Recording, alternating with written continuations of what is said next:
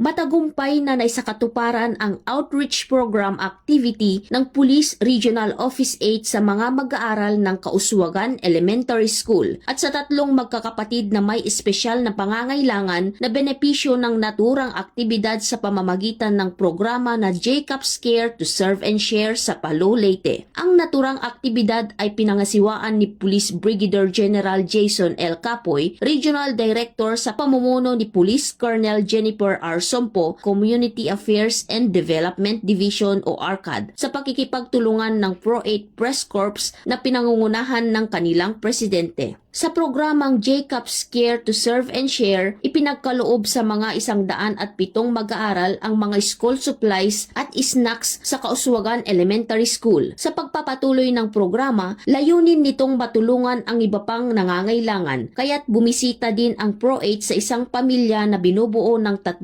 magkakapatid na may mga kapansanan. Sila'y nabigyan ng groceries, toiletries at diapers para sa kanilang pang-araw-araw na pangangailangan. Patuloy na pagtitibayin ng Police Regional Office 8 ang pwersa ng kanilang kapulisan sa paglilingkod at paghatid ng taus-pusong tulong sa mga komunidad para sa serbisyong mabilis, tapat at nararamdaman.